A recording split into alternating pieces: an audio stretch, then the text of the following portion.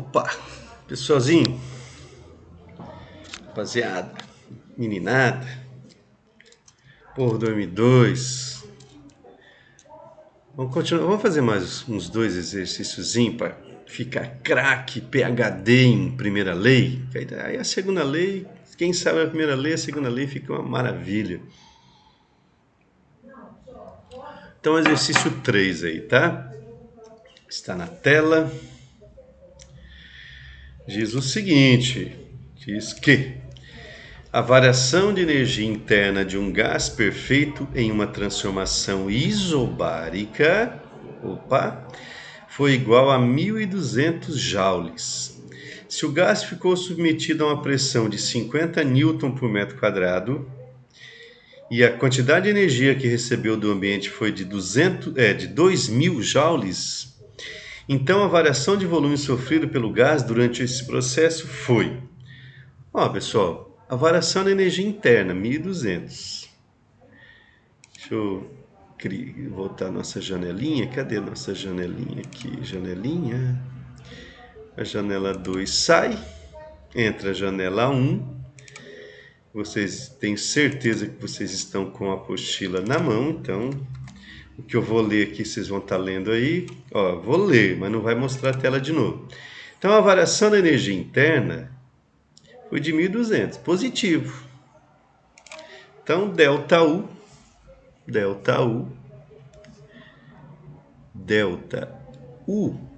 1.200 joules. Então, houve um aumento de energia interna do sistema gasoso de 1.200 joules. O grau de agitação das moléculas aumentou. O que mais que o exercício falou?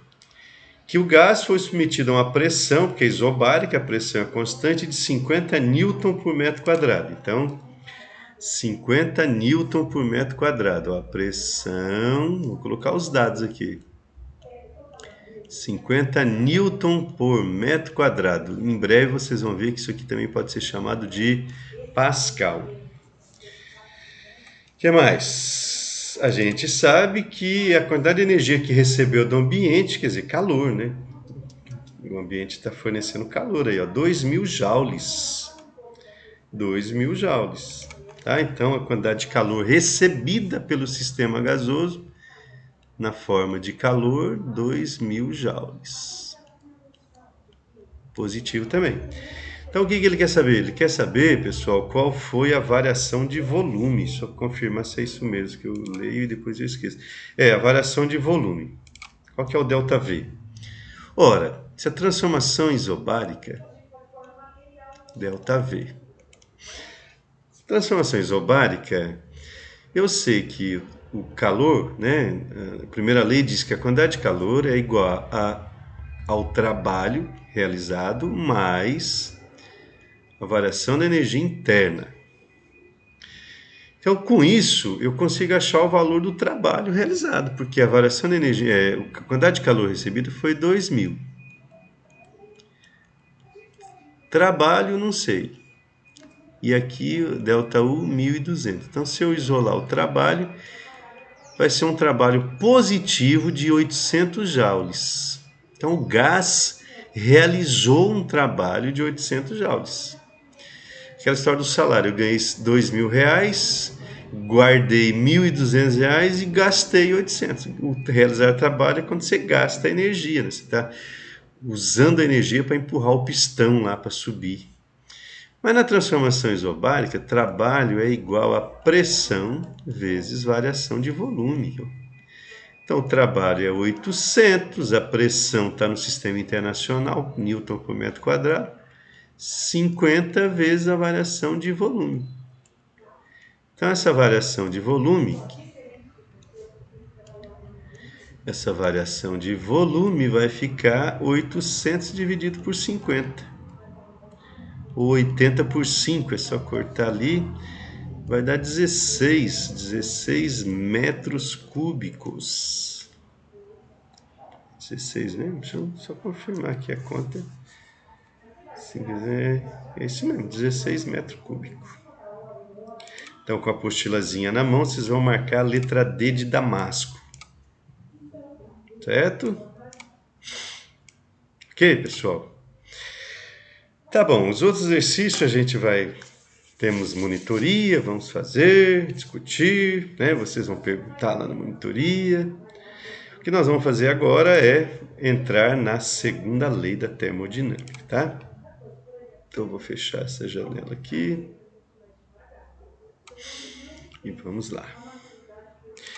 Ó, então que fique bem claro, a primeira lei, calor é igual a trabalho mais variação da energia interna, é a lei máxima da física. Não vale só para termodinâmica, não vale só para gases, vale para o universo como um todo. Chamado princípio de conservação de energia. Energia não se cria, energia não se destrói, energia se transforma. Então você tem calor sendo transformado em energia interna e trabalho, né? Dependendo do tipo de transformação, a gente sabe o que acontece. Só que a primeira lei ela é engraçadinha, ela fala que dá para transformar calor em trabalho. Mas a coitada, a infâmia não fala como. Porque não é. Parece uma coisa fácil, mas não é. Transformar trabalho em calor, pessoal, é muito fácil. Por exemplo, se você esfregar a mão aí, a mão esquenta. Por quê? Você está realizando trabalho, você está aplicando uma força, deslocando as mãos, né? Devido ao atrito das mãos, você tem a transformação de energia mecânica do trabalho realizado em calor. Agora, o contrário não é tão simples. Por exemplo, vocês vão ler depois aí. Imagine um pêndulo, um fio preso lá no teto, uma bola de aço, por exemplo. Você dá uma inclinada e solta. Ela começa a oscilar, né? Daqui a pouco ela vai parar, ok? Por quê? Porque quando você soltou, ela tinha energia mecânica, né? Energia potencial gravitacional, energia cinética, que se chama de energia mecânica. Essa energia mecânica, devido ao atrito com o ar, vai sendo transformada em energia térmica, igual esfregar a mão. Certo? Então, o ar ao redor, onde ocorreu o evento, né, da oscilação do pêndulo, o ar vai aumentar a sua temperatura. Se você medir a temperatura antes e depois do pêndulo oscilar, você vai ver que depois a temperatura vai estar maior. Ó, eu fiquei meio assustado, achei que não, tá tudo certo aqui. Beleza, que medo de não estar gravando. Então, tá oscilando, a temperatura vai ser maior. Tudo bem, mas a questão é... Então, nós transformamos energia mecânica, realização de trabalho, né? Porque tem uma força, a gravidade está aplicando uma força, desloca o pêndulo, isso é realização de trabalho, a custa de energia mecânica. Virou calor. Agora, será que as moléculas do ar ao redor de onde o pêndulo ficou parado, se elas jogassem o calor de volta para a bolinha, será que a bolinha começaria a oscilar de novo? Já pensou que legal? Ela para, né? Aí o calor que o ar recebeu, ela devolve para a bola, aí a bola começa a oscilar. Aí seria a transformação de calor em trabalho. Olha, a física não diz que é impossível. A física diz que é improvável. Até hoje não aconteceu. Tá? Ou seja, transformar calor em trabalho é um processo não muito simples. Requer certas condições. O contrário é fácil.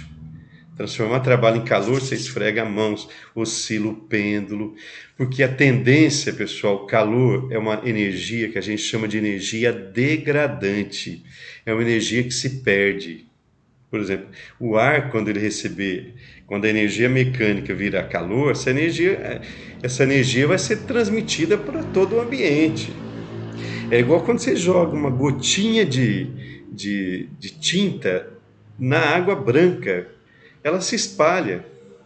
Mas será que daqui a pouco ela volta a virar uma única gota? A física não diz que é impossível, diz que é improvável. Então a tendência é degradar, se espalhar. O calor se espalha. Por isso que é uma chamada energia degradante. Dá para transformar? Dá, mas tem certas condições. É aí que entra a segunda lei. Então a segunda lei, ela vai mostrar como é que é possível transformar calor em trabalho. Para isso ocorrer, né, essa transformação de calor em trabalho, nós temos que obedecer dois enunciados. É como se fossem duas leis, são chamados enunciados da segunda lei da termodinâmica. Um é do Lord Kelvin, que é o William Thomson, né, chamado Lord Kelvin, que ele era Lord da cidade de onde ele nasceu, essa cidade, nem sei se existe ainda, Kelvin, e o enunciado de Clausius. O enunciado de Kelvin diz que é impossível que um sistema funcionando ciclicamente, igual ao pêndulo, e vai e volta, ciclo, sai de um lugar, volta no mesmo lugar. É impossível um sistema funcionando ciclicamente transformar calor totalmente em trabalho. Infelizmente, esse é o grande calo no pé dos físicos. Não é possível transformar todo calor em trabalho. Se isso ocorresse, a gente teria uma chamada moto perpétuo, uma máquina de rendimento máximo, 100%. Ou seja, pessoal, essa transformação, toda vez que ela ocorre, toda vez que você transforma calor em trabalho, há uma perda de energia. O ambiente é jogado fora uma parte da energia. Por quê? Porque todo sistema tem atrito. Não existe nenhum sistema que não tenha um mínimo de atrito. Zero atrito. Então, devido ao fato de que todo sistema vai ter uma forma de atrito, parte do calor, ao invés de virar trabalho, né, mover um corpo, essas coisas, vai ser jogado na forma de calor. Vai ser degradado, a palavra degradar aí, tá? Esse é o enunciado do Kelvin. Muitos físicos até hoje tentam violar esse enunciado, criando uma máquina chamada moto perpétuo. Como ela não tem atrito, você joga um calor uma única vez e ela fica o resto da vida funcionando ciclicamente. É igual o pêndulo que ficaria indo e voltando no mesmo lugar. Se fosse lá na Lua, funcionaria o pêndulo, né? Outras máquinas não, tá? Porque lá na Lua não tem atrito, ok? E o enunciado de Clausius diz que o calor, isso aqui a gente já sabe, passa espontaneamente da fonte de maior temperatura para a fonte de menor temperatura. Só corrigir um erro aqui, que tem uma vírgula aqui, tá? Então, o calor passa espontaneamente da fonte de maior temperatura para menor. Ou seja, a gente sabe que o calor vai da maior para menor temperatura. Quando você coloca dois objetos em contato, o calor passa da maior para menor. Isso espontaneamente. Existem máquinas que o calor sai do frio e vai para o quente, mas não é espontâneo. A geladeira, por exemplo.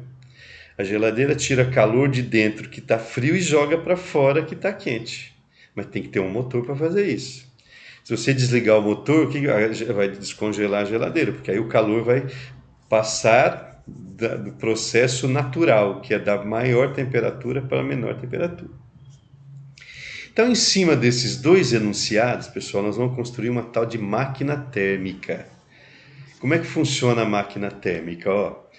Ela tem uma região chamada fonte quente, onde você vai fornecer calor para ela. Olha o calor entrando aqui, a flecha entrando aqui. Nós temos uma região onde vai ser realizado o trabalho, provavelmente um pistão que vai e volta. Daqui a pouco eu vou mostrar uma máquina real aqui. E uma fonte fria, que no caso é o ambiente. É onde o calor será rejeitado. Vocês vão ver que é necessário ser desse jeitinho aqui, para obedecer os dois enunciados. Vamos ler de novo? O calor não vira totalmente trabalho e vai do quente para o frio. Resumindo os dois enunciados, tá? Então, como é que funciona? Eu chego aqui e forneço uma certa quantidade de calor para a fonte quente. De novo eu fiquei com medo de não estar gravando. Mas está gravando.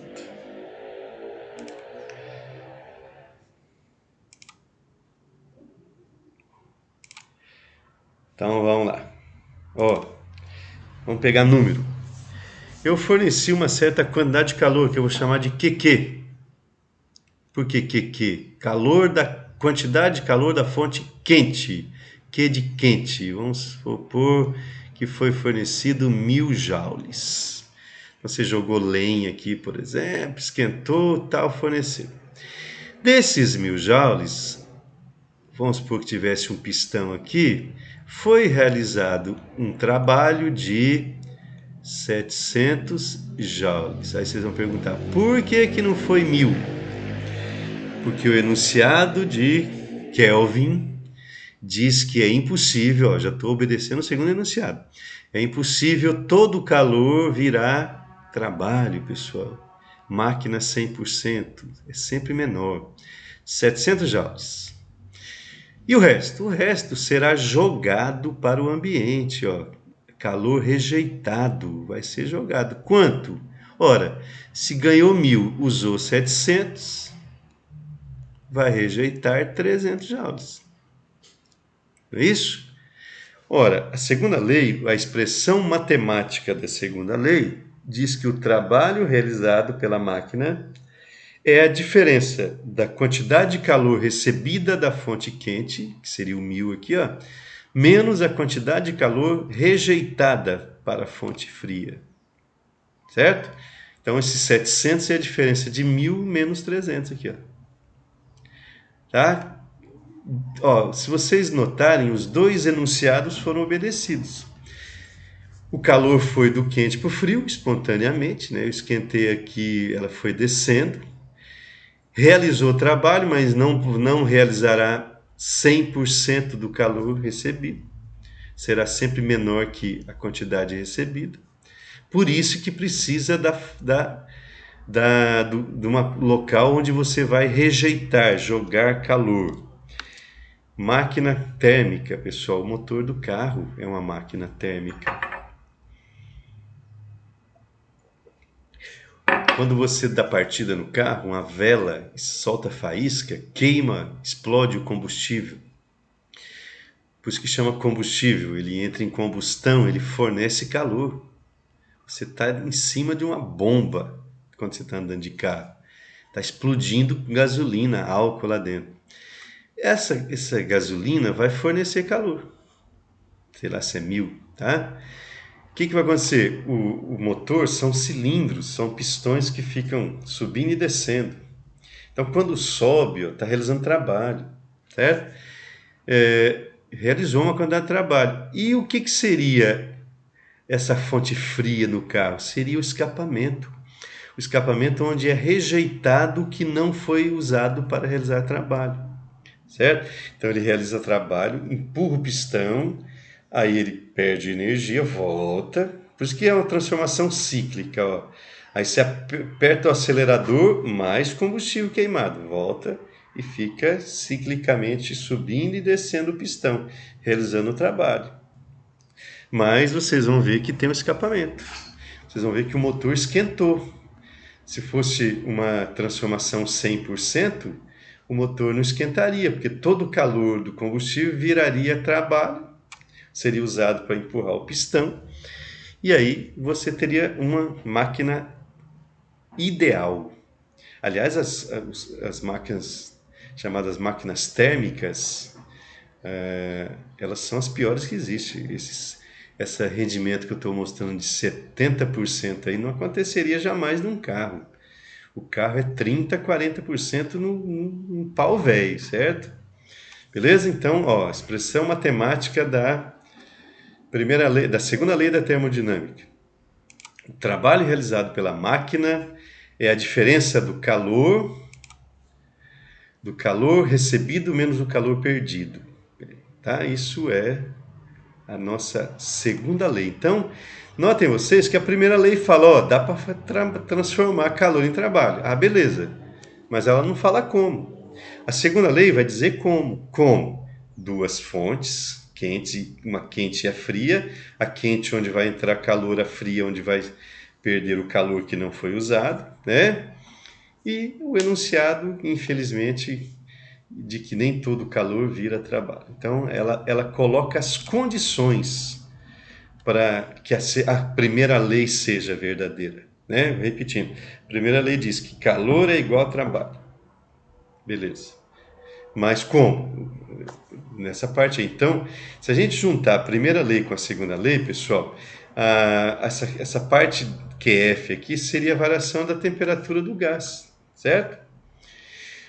Uma máquina térmica famosa, você tem aqui a lenha queimada que vai aquecer a água, essa água vai virar vapor, esse vapor vai subir, vai empurrar o pistão, vai empurrar o pistão, tá ligado esse braço aqui chama virabrequim, é igual o carro. Na hora que o pistão vai, esse virabrequim, ó, ele aqui tem uma articulação, ele começa a girar a roda. Aí empurrou, gastou energia, volta. Só que o vapor está subindo de novo. Então fica sempre indo e voltando. Um ciclo, vai e volta, vai e volta. Nesse vai e volta, a rodinha gira. Isso aqui vai girar, isso aqui pode estar ligado. Aqui está ligado a eletricidade. Vocês vão ver que energia mecânica pode virar energia elétrica, tá? Se tiver um ímã aqui. Mas isso é para outra história. O importante para nós é o que está acontecendo aqui em cima. Então o pistãozinho está indo e voltando, girando a rodinha. E aí nós temos a utilização, né, do calor virando trabalho.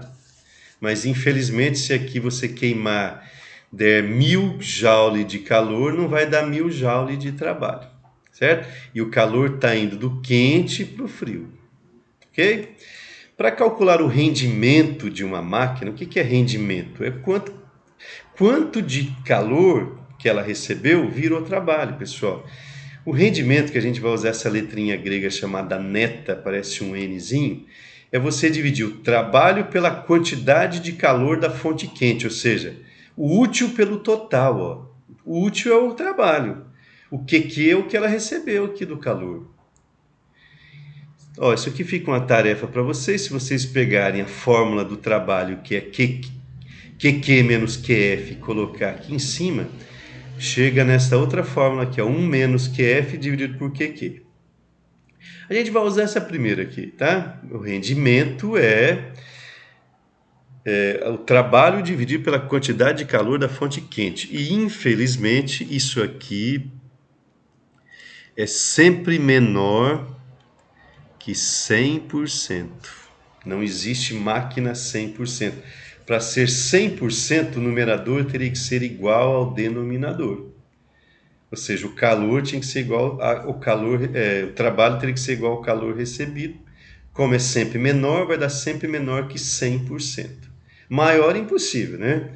Você fornece 1000 de calor, ela realiza 1200 de trabalho. Aí seria uma máquina com a ajuda do além.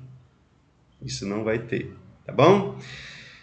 Queridos, queridas, vamos ficar por aqui hoje, tá? A gente jogou a ideia para vocês da segunda lei, vocês vão pensar nela, juntar com a primeira lei.